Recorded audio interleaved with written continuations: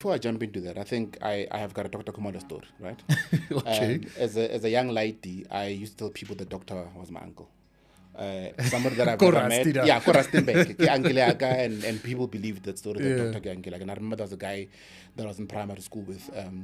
His name was Ernest Muzonyane or Matsuenyane, along those lines, who believed the story that the doctor was my uncle.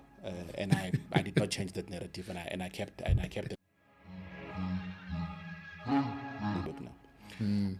So packed my life again, moved to Johannesburg. Okay. Without a plan. I was young, so I could take such risks. Moved back to Joburg, and I walked into a radio station. I said to them, I need a job. I cannot demo, but I need a job. And this guy hired me on the spot. So the lady that did the news on the show on weekends, the breakfast show. on the breakfast show, worked as a news reader on weekends at the station, but had a permanent job during the week where she was working as a brand manager for Tata Africa. So Tata Africa, being the company that like your proper Tata, for Tata cars. Yes. So but then her PR agency were looking for somebody to come in the system with comms. She then says, I've got a guy, and then she recommended me, right? Wow. So Nozipo recommended me to go and work for these guys as part of their comms team. Yeah, comms team. Man City was my first ever sports client that I did work for. Ever in my life. I had never done sports PR before. Sure. But it was in that moment when I said, there's something there. I did not know what exactly was there, but there was something there that really set my soul on fire. Right? Sure. So we did press conferences for them in Joburg, press conference for them in Durban, traveled with them, had coaching clinics in Soweto, and I was like, there's a thing there, man. I just don't know what it is. Yeah. And then I did not know that there's a thing called sports PR. So I was with Platinum Stars for a full year. An entire season of 2016, 2015, 2016, I was with Platinum Stars. And that's where, for me, it kind of, began to make sense that this is really the space that I want to find myself in. We got a contract to do work for Netball South Africa. Right? And it was a year contract. Yeah. I think 8 months in that contract, she then says to me, I can't afford to lose you. We then got an extension of another 4 years. So we then got a 5-year contract with Netball South Africa.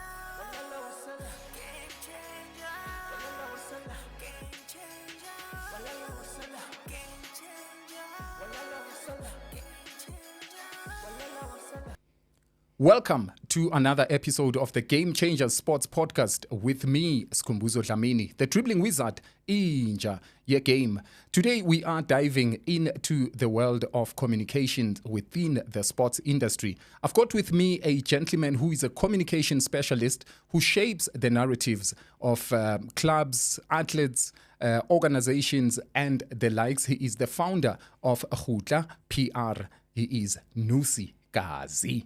Mr. Gazi, thank you so much, man, for joining us. Thank you very much for the invite. I don't do this often, so if I do come out, then you must know that it's extra special. So thank you very much for yanking me out of the hole that I've been hiding in. Ah, man, we are humbled. We are humbled and honored, my brother. Sure. How have you been? It's the early first quarter, we could say, of 2025. How have you been? Look, I think there's a saying that says there's no rest for the wicked, right? And they're determined, so you must choose where you belong. But I think it's been a great start to the year. I think a bit slowish in the beginning, but we've kind of turned the corner, and I think things are beginning to pick up, and we are building the momentum that we think we should be on right now. Yeah. Often, in life you gain these titles through your work, and you end up becoming the title. Yeah. Kinusi ole wako Kgotla. Exactly. And we forget, the man behind that. Let's maybe take it a little bit back and find out, Uguti, who is Nnusi? Where were you born and where were you raised? Look, I'm a Rustenburg boy through and through, right? I think I was born out of Rustenburg, because I think if my parents' stories are anything to go by, I was born in Botswana. But born in Botswana, raised in Zeerust, and ended up settling in Rustenburg. So moved to Rustenburg. I think I was about 5-6 years old when we moved to Rustenburg, and I've been a Rustenburg boy since then. Stayed there up until I was 23, 22, 23. Then I moved out of my parents' house, and I've been living independently since 23.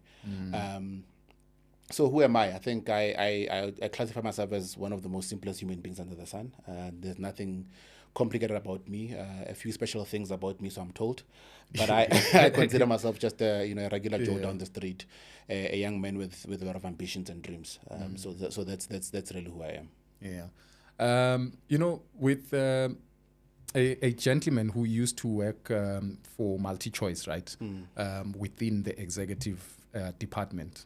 So he tells a story of them going, there was, I think, a campaign that they were running. So they were doing these indoor soccer pitches, your tennis courts and the likes. So they were launching that in some school in Mpumalanga, if I remember well.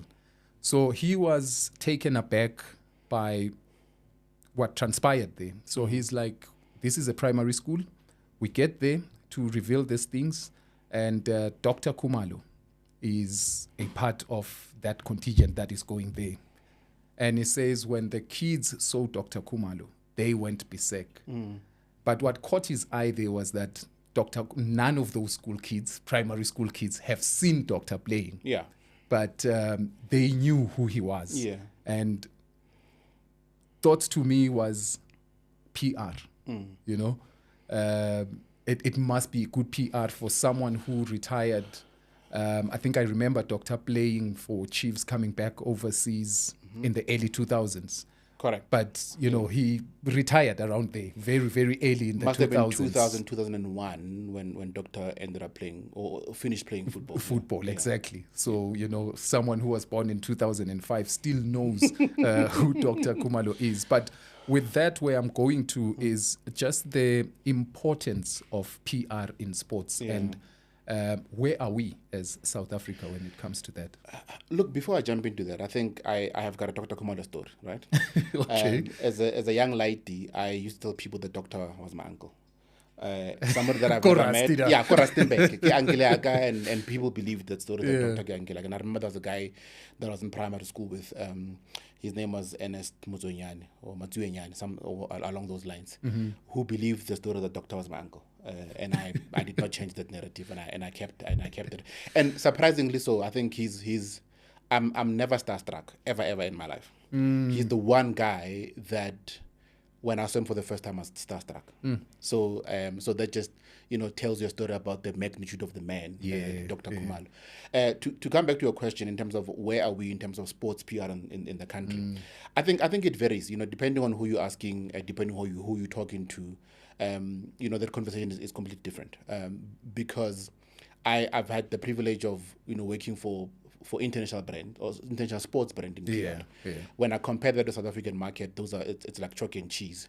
But I think the country is moving slowly but surely to a point where we all understand the value of PR in sport, and we don't see it as a nice to have, but we see it as a core function of the business.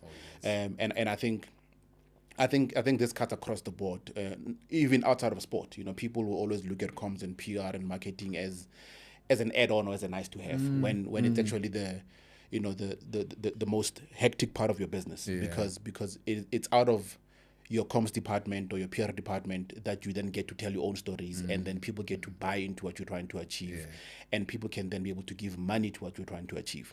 So I think PR should be seen, especially in sport, as the backbone of the game.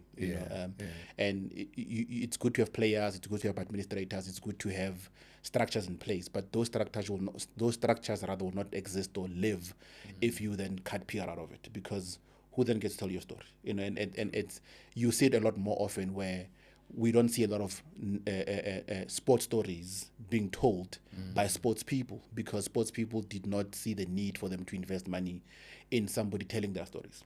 And then you get a Nnusi who comes out of somewhere else, wanting to tell a sports story when Nnusi has never played sport in his life. So but I think it's because we have then failed in investing in the craft, in investing in that part of the business, to say, how then do we incorporate PR in the things that we are doing? Because it's an integral part of the business. It's not something that you must do when there's if there's money left. You know, Eish. that's the thing. Yeah. So people then allocate money to everybody else, and then PR and marketing gets money last if there's any money left. And then you're supposed to, pull miracles out of zero budgets. I don't know what my answer used to be in my early primary. If I was asked the question, what do you want to be when you grow up? Up until very late in primary school, it must have been standard 4, standard 5. Grade 6 and 7 for those. Grade 6. Oh, yeah. That We need that. So then my answer then became, I want to be a journalist. Because before then, I didn't know that there was anything called journalism. So how it then happened was I used to read a lot, Pace magazine, Bonner magazine, Drum. So later on, your grade 6, grade 7-ish, I start now having favorite journalists, So I would go straight to, when I open a Pace, I would go straight to the article of... or a feature, Force Kachane. I would go to your Don Makatile in Drum. So one day, my mom tells me that Bongan Tlachwayo, I think he used to write for Bona, if not Pace, one of the 2 publications. So he tells me he lives up the road. They used to go with him to school, and he studied journalism. So that's when it then clicked that, this is actually a thing. A thing, you know what I mean? So where I'm going with that is that how Rastida, I don't think you said, I would like to be a communication specialist or a PR manager. What were your earliest dreams, Ko Rasti, if you draw back to growing up there? So here's the thing, right? As a kid growing up, my mother wanted me to become a lawyer, all right? Okay. And I had a thing of wanting to become a doctor, but then I can't be a doctor, right? And then as I got slightly older, then I kind of figured what I wanted to do with my life. But I was a kid then. Okay. So and I then said I want to study computer sciences. Right? Okay. And that's what I did when I finished matric. I went and studied computer sciences. Okay. Much to my mother's disappointment, who thought I could become a lawyer.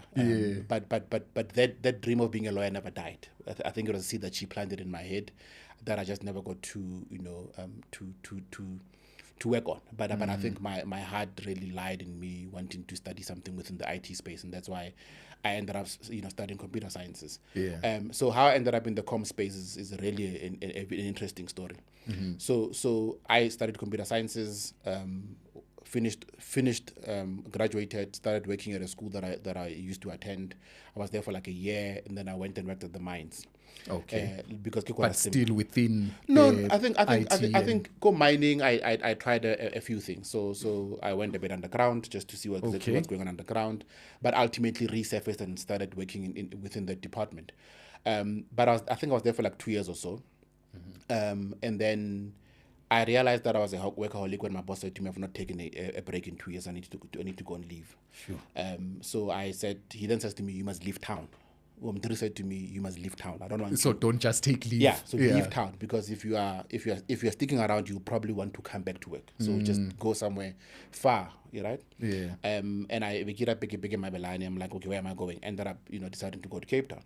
Okay. Needless to say, I didn't come back from that leave in Cape Town.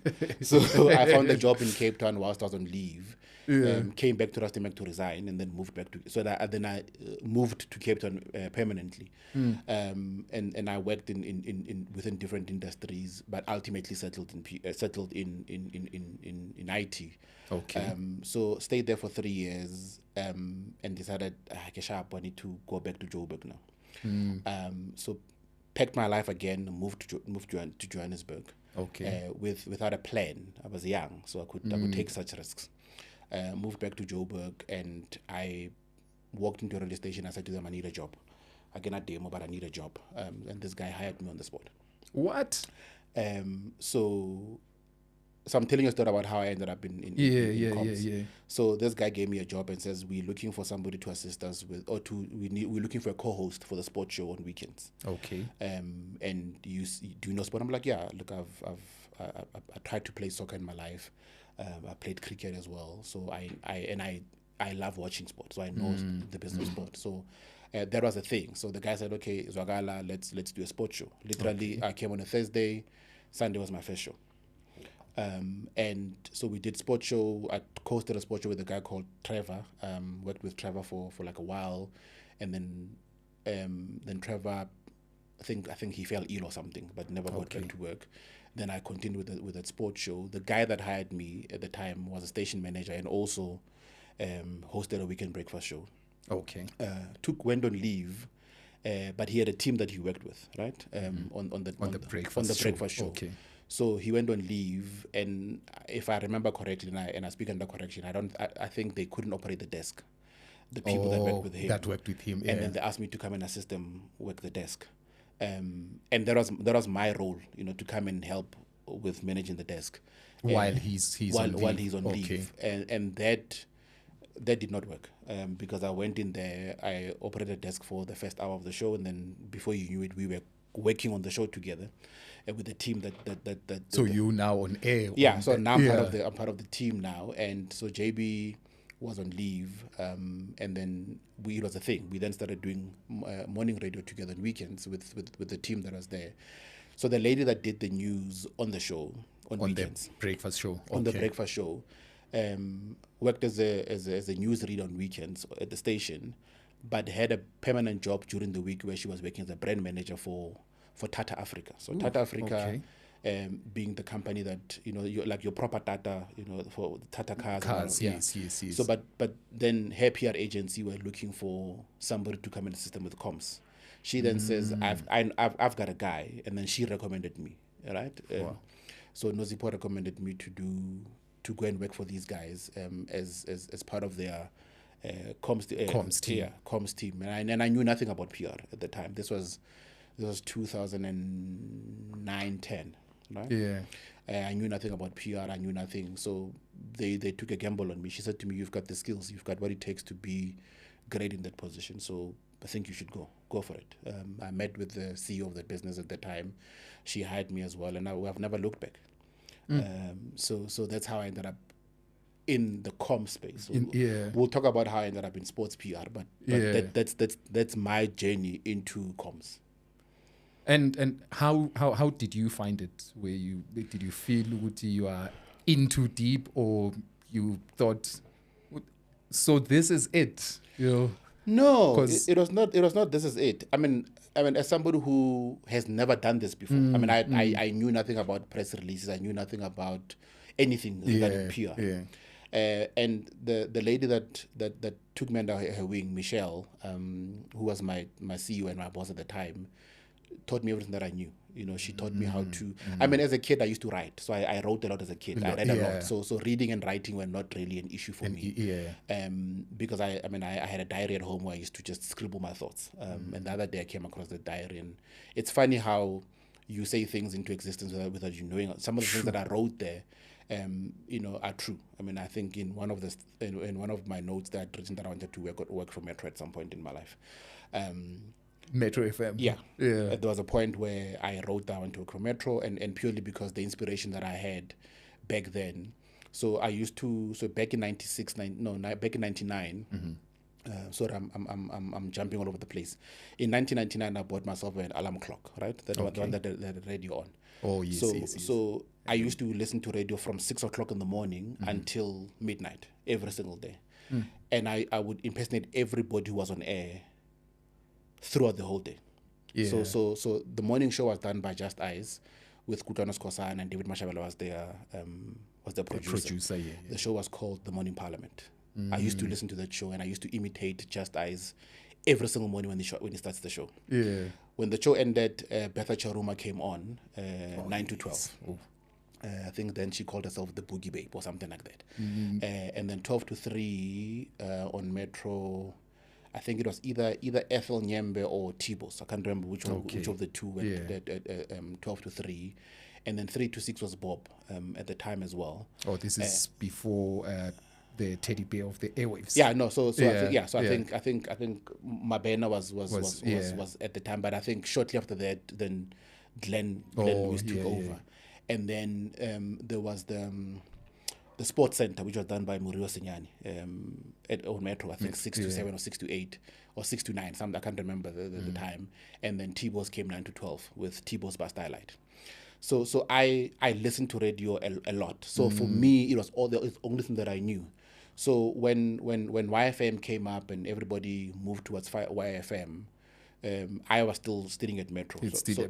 So correction, then T-Boss was not at Metro at the time, because T-Boss only started at YFM before he came to Metro. But I'd known T-Boss from campus radio back then. He used to work at TNT. I think he did a show at TNT. So I used to listen to radio. So in one of my notes, I wrote that I wanted to work for Metro. But the point that I'm making is, so I used to write and read a lot. So writing and reading was not an issue for me. But I'd never written. So now when you got into this space where you are thrown into the deep end, literally, you had that. So I had a bit of writing, right? And I had a bit of reading, but I'd never written an annual report before. I'd never written a newsletter before. I'd never written a press release before, right? So this lady says to me, go into the bank and see what we've already written before. So just familiarize yourself with what you've done before. And she used to take me to status meetings and says to me, just sit in the room, observe. And that's how I did things. I went into a sponge mode, where all I did was walk into rooms and walk into meetings and immerse myself in the moment. And I learned and I think the first 2-3 months were hectic for me, because it was new environment. Too much to take. And there was a lot to take, because there was a new client every single day that I needed to go see. There was a new thing that I needed to do every single day. And I had to really immerse myself in this. And I had to sit with people that have been doing this for so long and ask them, so what do you guys do? Easy. So it was an interesting learning experience. I think the first 3 months of me working in the PR space was more about learning and less about doing. It was just me coming in there every single day and having the desire to learn, having the hunger to know more. And that's how, things kind of worked out for me, where I had to learn everything that I needed to know at that particular moment, and immerse myself in the moment, immerse myself in the process. And pay my dues. So when they talk about the 10,000 hours, I had to work twice as harder than any other person in the room, because other people had the qualification for it, had the experience for it. I had none of those. So I was competing within myself with experience and qualification and the know-how. So 10,000 hours for me had to be accumulated very quickly, and there was no room for error. Yeah. How long were you there? So I worked for this company for 3 years. But Michelle left me halfway through it. So I think within the first 6 months, Michelle then decided she wants to pack up and move to Australia. But by then you've all found your feet. Yeah, at the time I was comfortable enough to fly solo, because then because she knew she was going to leave, she didn't spoon feed me long enough. So she gave me enough, to start, and then said, well, now you can fly. Fly, I'll catch you if I have to catch you. And it was one of those things where I learned because I immersed myself in the process. When she left, I relied mainly on what I had learned during the process. But also there was a good enough support structure within the business where I could go and say, Kana, how did we do this? You see. So I was there for 3 years, and this is how I got into sports PR. So maybe let's jump into that. I'd always loved sport as a kid, right? I from cricket, rugby, football, I watched it all. And just to come in, when you are working for them for Tata, are you still doing your radio? Sports show in radio? So I'd never left radio. So I was still doing radio at that particular time. So radio was only on weekends, so it did not interfere with my day-to-day 9-to-5 responsibilities, right? So I'd always been passionate about sport. Like I said, I can play decent football, not great, but decent football. I played cricket at some point. The one sport I've never played is rugby. I went to a rugby match. One of my friends was playing there. He got tackled, and I was like, it can never be me. Right? So I had a bit of knowledge around sport. So sport was like any other guy, you Ushaba disc, all of those things. So I think within that first year of me having joined the business, Man City were coming to South Africa at that time. For their pre-season training. right? Oh, And then they needed a PR person on the ground. Or for that South African tour. For that South African tour, Oh, right? In the business at the time, there were only two of us. There were only two guys in the entire business. It was myself and a guy called Evan Pinar, right? Okay. So the two of us were mandated to be the PR people for Man City in South Africa. Sure. I had watched EPL before. I didn't have a team that I was supporting. So I would watch football. I would watch Arsenal, Chelsea. Whoever is playing, basically. But I had no team that I was supporting. Yeah. So I knew who Man City were, right? So when Man City came here, they're like, no, we're coming here. We are here for, I think they were here for 2 weeks. Okay. They played Amazulu and they played Supersport. So they played Amazulu at Mabida and they played Supersport at Loftus.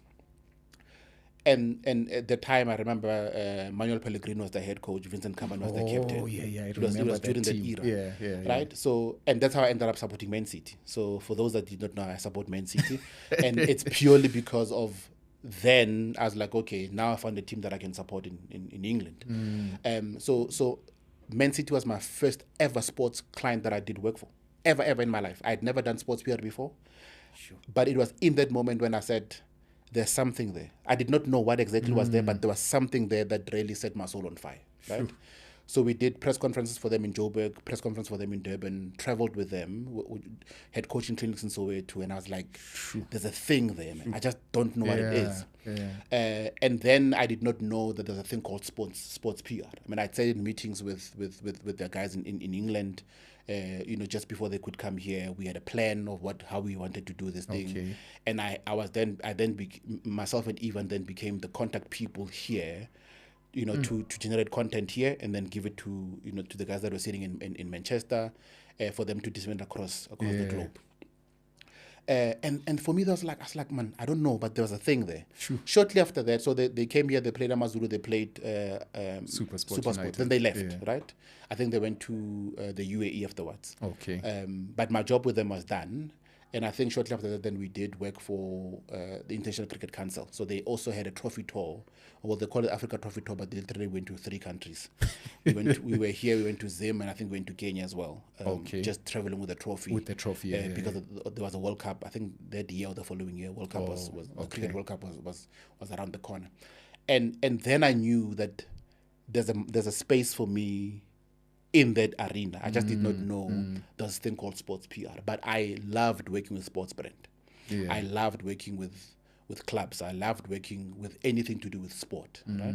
From a commerce point of view. But also, I did not know any better. And the only company that I knew that did sports PR was called, I think, EXP at the time. South African company that I knew was called EXP, and I think it was owned by some White Oaks. But again, it was not a thing that I was really interested in going into in that moment. So I did work for we did Man City, we did ICC Trophy Tour. I then left that company that I used to work for, moved to another company, and then.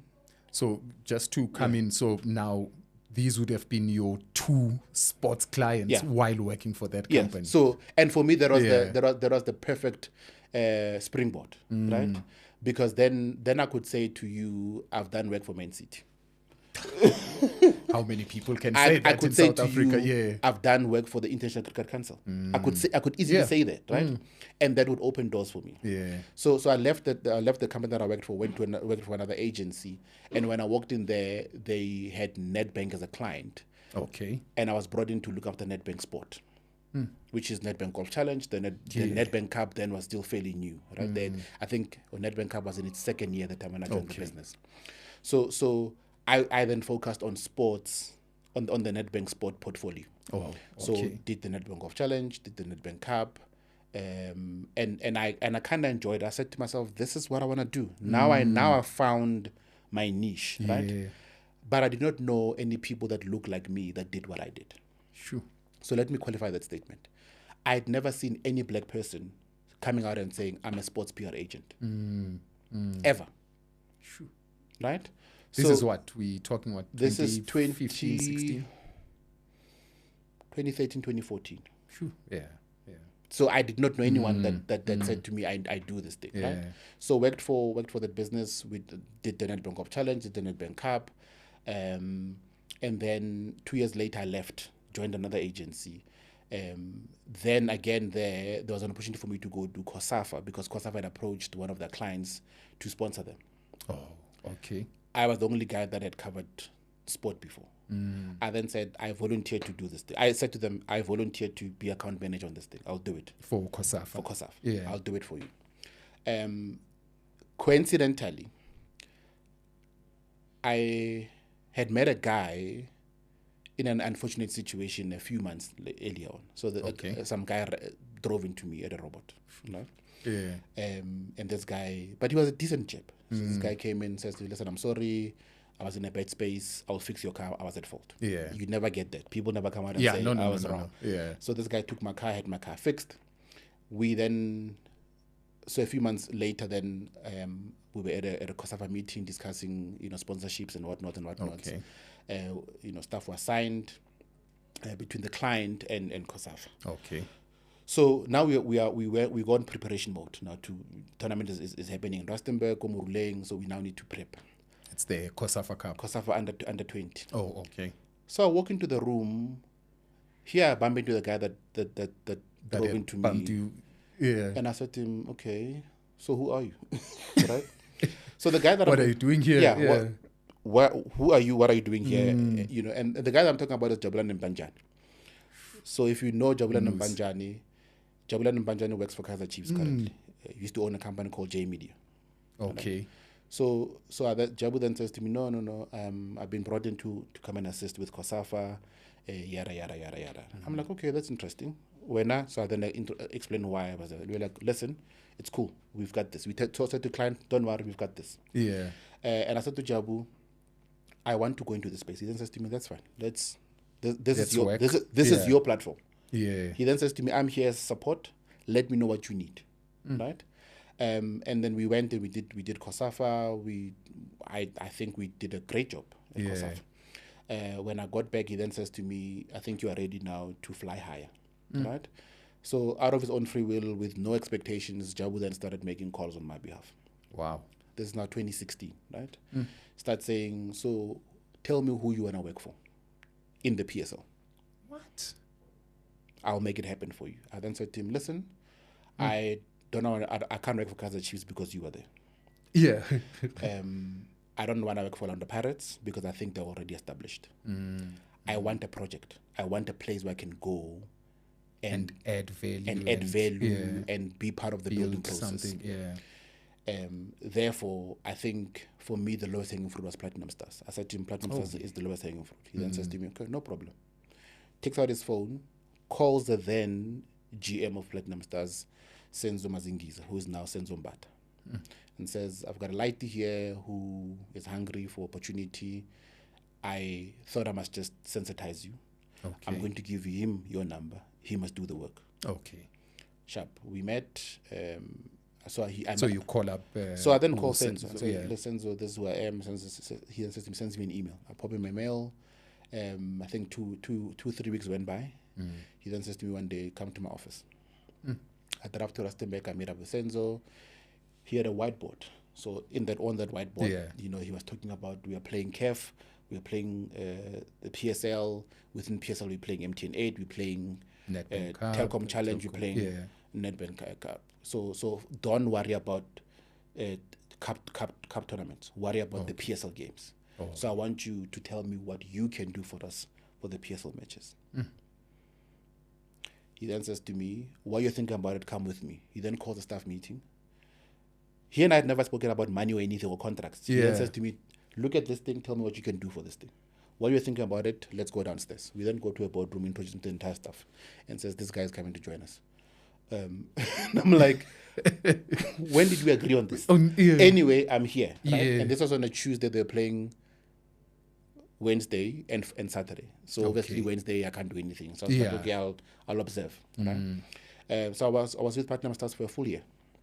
An entire season of 2016, 2015, 2016, I was with Platinum Stars.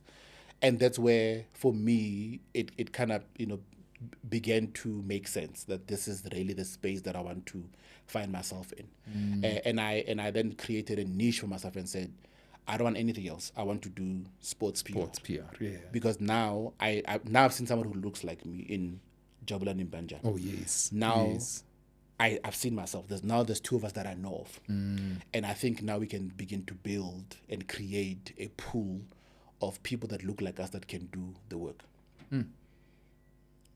Right? So that's how then the evolution of me playing in the sports industry started coming about.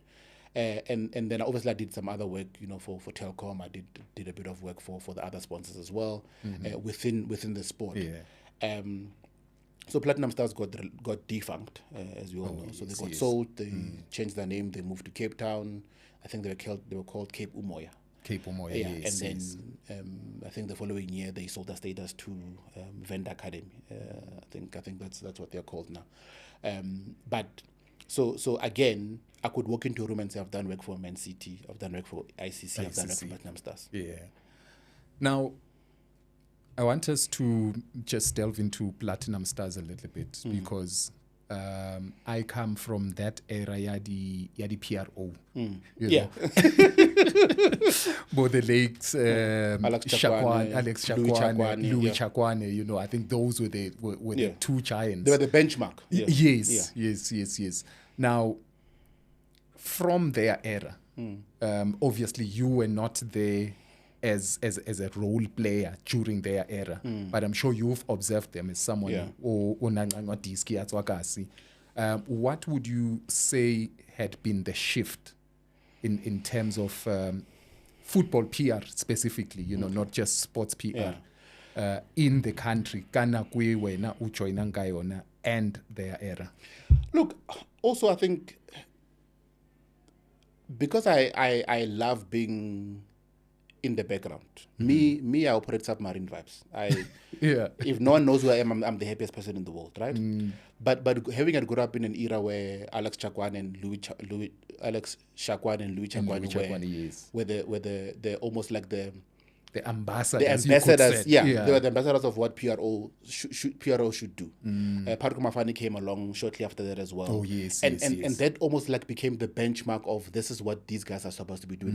But when you think about it, they did a lot of more of the lobbying of supporters than they did the actual PR work. Okay. Right? So because you knew Alex Chakwane and Louis Chakwane would come and get the fans, riled up. They'll push the crowds. They'll make magic. And that's what we knew, because again we did not know any better. We did not know that sport is a business. Like we had always seen sport as a thing that we do entertainment. We get there at stadium about diski, and that was about it. But there was a whole business behind football, or there's a whole business behind sport. Right? Okay. So Louis Chakwane, Patko Mafani. I mean, Patko today can grab a mic and walk into a stadium. It's gonna go wild today, right? So, but then came the likes of Tebe, who was at Kaizer Chiefs at some point. Oh yes, Mickey Mudisan also came along in the process, and I'm talking about people that I knew, right? But as I gone to, and also at Platinum Stars, I did not even go there as a PRO. Or I came in there and I then became part of the comms and marketing department. Okay. From a brand activations point of view, because then it's another layer that you need to unpack, right? Yes. So we then walked in there, and all that we wanted to do was, how then do we elevate the Platinum Stars brand? How then do we get people to begin to support Platinum Stars all over again? There are systems in place that were working. We just walked in there, plugged ourselves, and amplified what they already do. Okay. Right? Okay. So, but to get back to your point, it was, for me, it was how things kind of shifted slightly, from the Chakwanes that we knew, from the Patko Mafanis that we knew, and also I think Tebe to an extent also fell into that pool of getting the fans riled up, and for me, when I started in the sports business, I then started saying, what else can we do? I'm not the guy that's gonna go grab a mic and stand on top of the mountain top and start screaming their lungs out, but I'm the guy that can tell the stories. I've always been a storyteller as a kid. You give me stuff, I can look at it, I can make a story out of it. So I was interested in telling those stories. I was interested in in capturing the moment and putting them on paper and saying, this is what transpired. So I could easily write a match report for you. I could easily, write the press release about what happens in the moment. So that was me, and I kind of enjoyed being in that space and less of a PRO, but more of a comms person. Come in and say, what stories are we telling? So who's cool, what is cool doing, and how then can we then put together this cool story? So you were going to Platinum Stars now, status being sold. Does that mean you are jobless now? Well, we were not necessarily jobless, because so I was not employed directly by the in my personal capacity as a person to Platinum Stars, but my business was contracted to Platinum Stars, right? So I think we skipped that. We skipped that. So part. you now have a business when you go into Platinum Stars. Yeah. So back in 2016 I registered a business. So in 2016 I felt at some point I need to leave corporate. At some point I will need to leave corporate. So then I registered a business known as Kgotla PR Communications. Okay. And our primary focus there was then to position ourselves as a sports PR agency or a sports PR firm. So our contract with COSAFA was in my personal capacity. Okay. But when I then left and I started doing work for Platinum Stars, it was now contracted to the business. Okay. Right. Okay. And then any other work that I've done post 2016 was that I've done under the business umbrella. Okay. Right. Even though people cannot separate the two, because you can't resign from yourself, right? And for me that was what happened. So Platinum Stars became one of the clients that Platinum Stars became one of our first clients that took a gamble on us. Okay. And Senzo did not know me he did not have a need to hire me, or he was not under obligation to hire me, but he took a chance on me because of what he had seen, because as much as we think people are not watching, people know you and people know your work, watching. Right? So he had seen the work that we had done, so when he took a gamble, for him it was a calculated risk, because he knew what he was signing up for. Okay. I did not know he knew what he knew until the day he and I had a chat, and says to me, well, I've heard your name. Yes, Jabu called me, but I've heard of your name before. I've seen your work somewhere. So I kind of knew exactly what I was getting myself into. So Platinum Stars get sold. We obviously lose that contract because now the business is sold, and nowhere in the terms of reference were they obligated to take us along. Oh yes, right. So we then said, okay, it's been great. We did the work. We'll find, and this is now 2017, right? Okay. We'll then find work somewhere else. And in the process, I then, because I'd already built relationships, within the industry space, but not only football, but in sport in general. I'd built a great network of people within sport, whether they're journalists, whether they're sports people. I'd already started building a bit of work there. I did some work for SAFA as well, with Dr. Peterson. They used to run. Again, I'm going to reveal my age. So for those that have lived long enough to know, the SAFA used to have a thing called Vision 2025. Oh yes, yes. So Vision 2025 was a concept, or was an idea that Dr. Peterson had, of ensuring that in 2025 we should have all our national teams competing at global stages. Okay. Right. So. Be them back then I'm a Gluk, which is under 23, the senior national team, the Banyana, all of our national teams, according to him and his vision, should have been competing at global stages by 2025, which is this year. Yep. Right? It's whether we are there or not, it's a new conversation altogether. Yeah. But so I was part of the people that worked with Dr. Peterson in ensuring that this vision becomes to life. So I worked with him and a few other guys from a PR and comms point of view. Right. How then do we get them into platforms? When they started building safe hubs around Joburg specifically, when they launched that one, Yako LXC, we were there with them as well, and a few others that they've done. The one Yako Soweto, I think there's one go Jablan. I think, Yes. So when also that one was launched, that safe hub, we were also there. So I was part of the people in the background that worked with Dr. Peterson in ensuring that these safe hubs get to be built, but also they serve and achieve the intended purposes. So we did. It was SAFA Development Agency. it was Platinum Stars at the time, and a few other small projects that we worked on. And I think when also Themba Bavuma then started his own foundation, where he then started building cricket pitches around the country. Oh, okay. He and I then, had a conversation about, how then do we come and board in our system. So I had been instrumental in facilitating.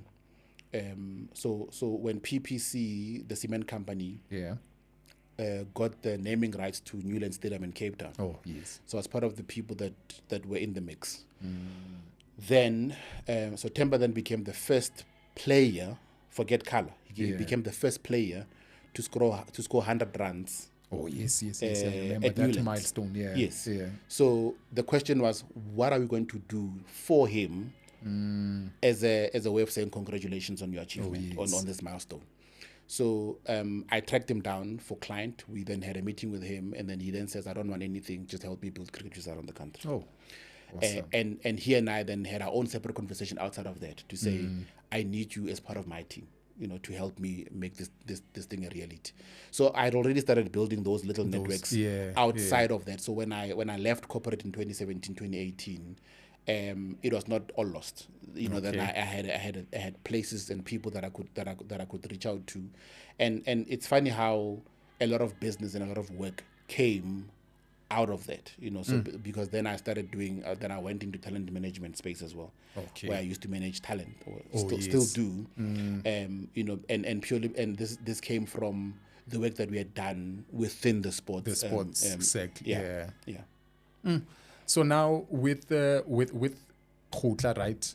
You mentioned that obviously the work that you have done was through the company, but you had already established these relationships in my personal capacity. In your personal capacity.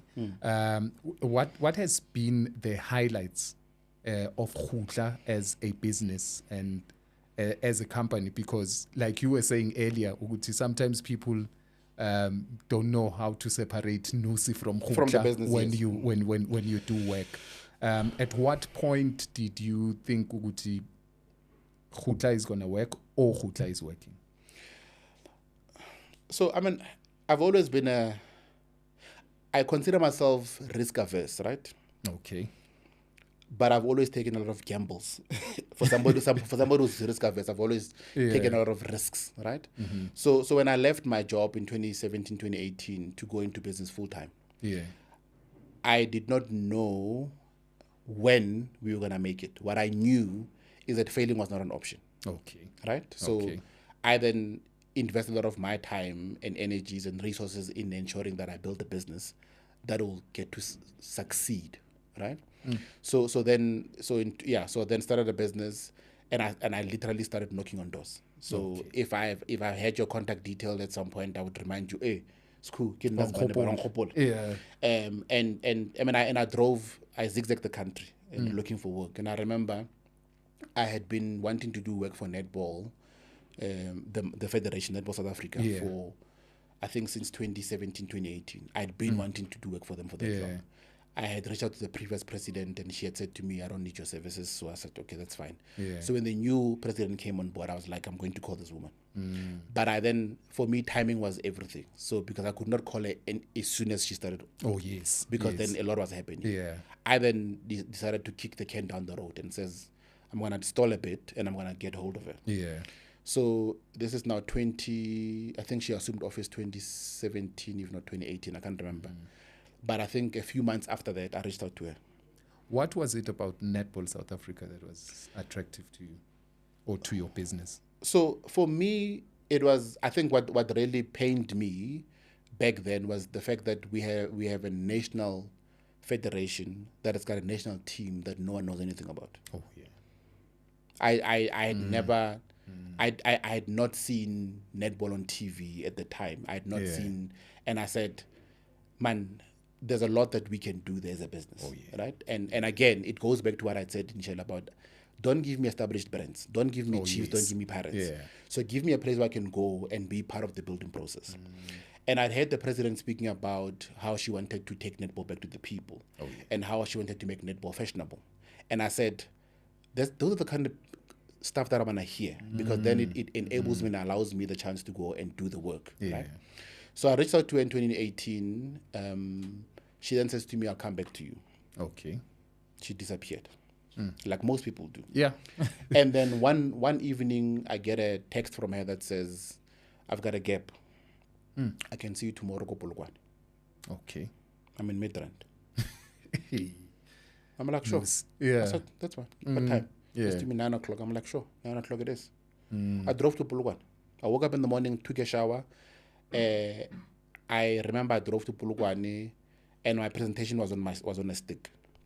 I go to Polokwane. There's a printing shop out in Polokwane. Right as soon as you enter Polokwane, there's a printing shop. I went in there, said to them, I need to print 2 copies and bind them, please. This lady printed my stuff, and Bawulaka 8:30. My meeting's at 9 It's o'clock. at 9. Yeah. This lady printed my stuff, binded them, and I got into the car and I drove. Met with the president.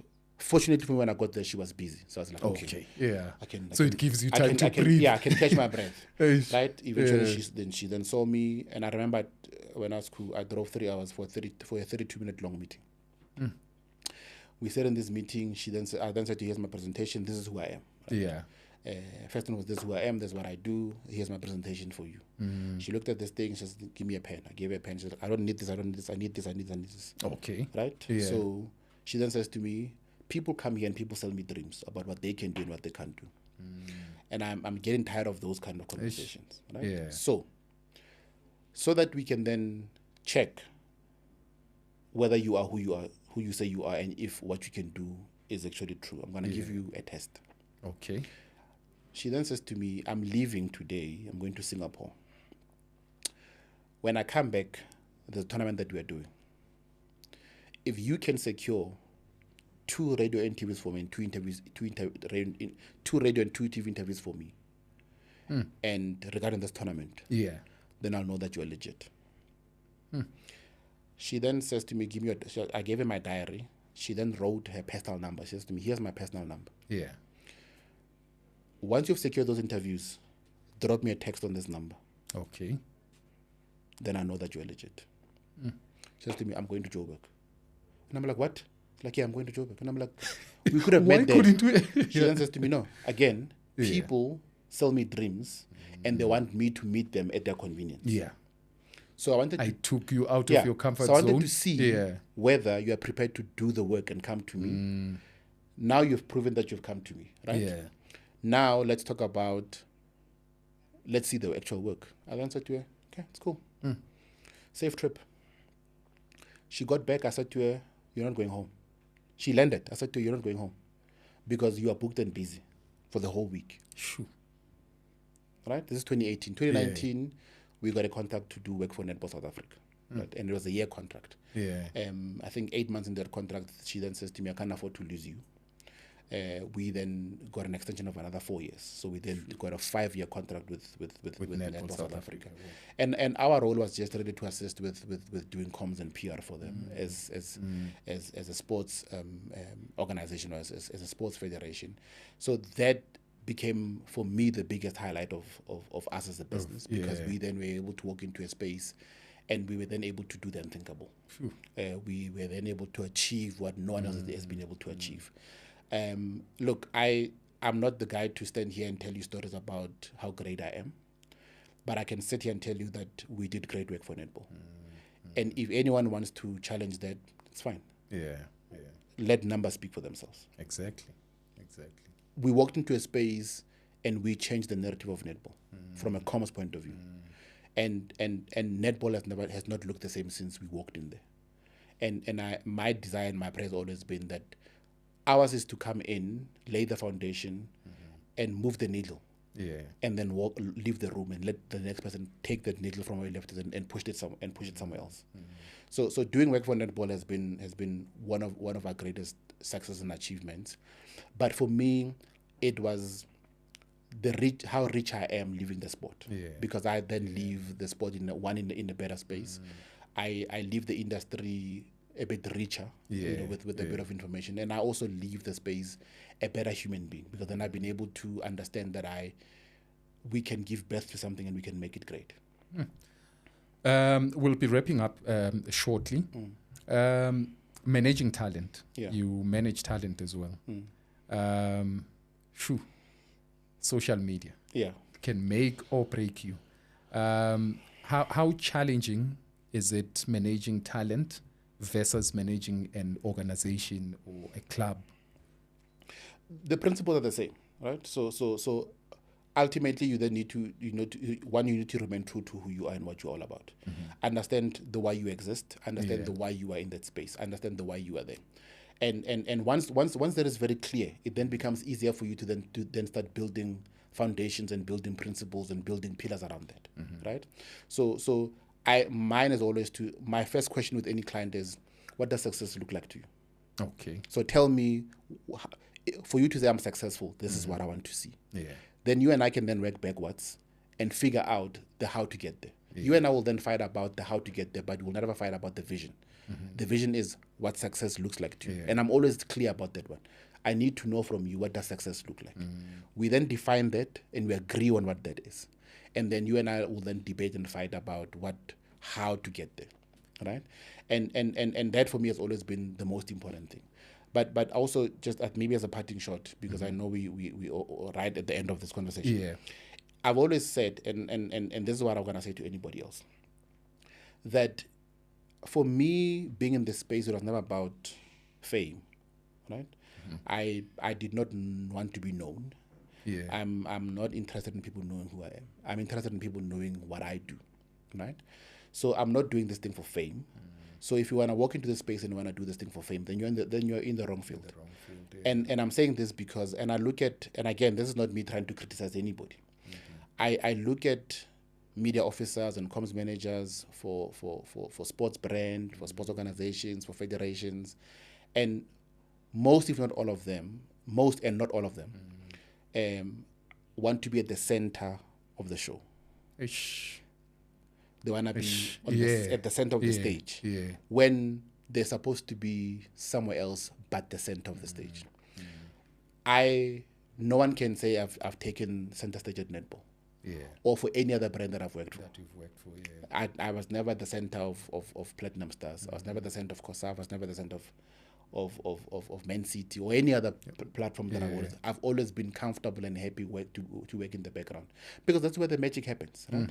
So not all of us can be superstars. That's your strong point. Yes, not all of us can be superstars. Not all of us can be pastors. Not all of us can be. So somebody needs to be in the background, and as a media officer, I think that is where you're supposed to be.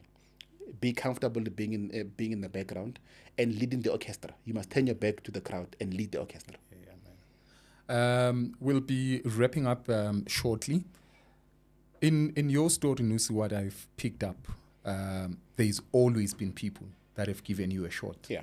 There's people that have given you a shot without, prior reference, or they did not need prior reference. How important is paying it forward for you as an individual, as well as Kgotla? I know that you run a Nnusi Gazi Foundation. Tell us about that, what it is about, and obviously just the importance of paying it forward. I'll start right at the end. So I'm a product of paying it forward, right? So nothing that I have today is because of my hard work alone, right? None of us are self-made. We all are who we are because somebody left the door open for us somewhere, right? So for me, it's always been the principle that I live by, right? So the things that I do, I always think about, so how then do I then enable the next person to make it to the other side? So my foundation was purely started because I believe that I became the man that I am today because somebody gave into my life. And as a principle, I then decided I've got a responsibility towards society to give back and pay it forward. So the work that we do is purely because we want to hold the door open for the next person. That's from a CSI point of view. From a business point of view, the principle still applies. So again, you reference that everything that I have, it is because somebody took a chance on me. It's exactly that. So Jabu did not have to open the door for me. Senzo did not take a risk on me. Cecilia didn't have to do all of that. But all of them did that, right? Because none of us are self-made. So again, even today, even the work that we do, I will always employ people that are not employed. I've always said I will always hold the door open for the people that need a break. I'm not going to bring you in because you need a break only, but you must be deserving to be in the room, number one. And be able to do the work itself. So right, and I've always believed that I am because you are, right? Oof, And we are because of others. And as a result, and as a byproduct, I then understand that it's important for me to keep paying it forward. Because somebody took a chance on me, I must be brave enough and gutsy enough to take a risk on somebody else. Yeah. And their biggest thank you to me would then be for them to do exactly what was done for them. Oh, yes. For me, my biggest thank you to the people that have helped me is to help the next person. Yeah. That's it. And I expect the same thing from those that you're going to help. There's no, don't think that you owe me. You don't owe me anything. If I've given you a chance anywhere in this life, if I've helped you in any way, what I need from you as a thank you or as a payback is for you to do what I've done for you and do it for the next person. Awesome, man. It's been a great one. Just in wrapping up, plans for Kgotla in the coming year?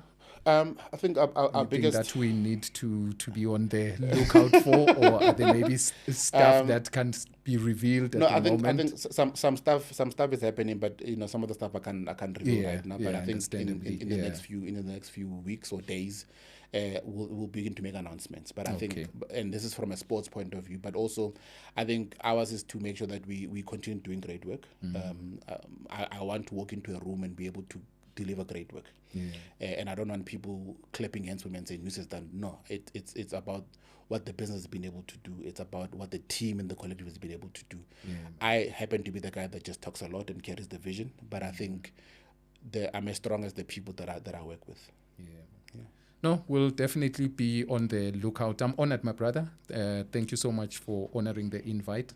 And thank you, man, for the work that you have done, because to you there might be clients, but to us, the sports fans, they carry dreams. These organizations carry dreams. They carry the passion of the people, and to have people like you in the background also just helping them to achieve that, we are grateful, man.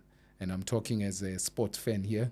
So continue doing the work, continue being great, continue being awesome, my brother. All the best to you as well as the organization itself. Thank you. I'm truly humbled, and I'm glad that I've been able to serve the country and be able to serve the sport in general as best as I could. And long may it continue. Yeah, man. This has been another episode of the Game Changers Sports Show. You know what we do, man. We always shine the light, or shine the spotlight on the people in the background. An awesome conversation with Nnusi Gazi. Catch us on the next one. Do follow us on our social media platforms. It's the Game Changers Sports Podcast across all social media platforms. Until the next one, Ma Africa, agwande.